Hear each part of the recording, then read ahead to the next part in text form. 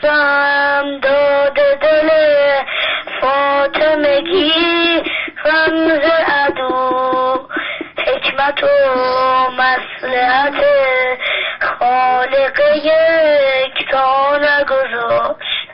آن زمانی که در خانه عدو آتش زد خواستم من بروم علی ها نگذاشت.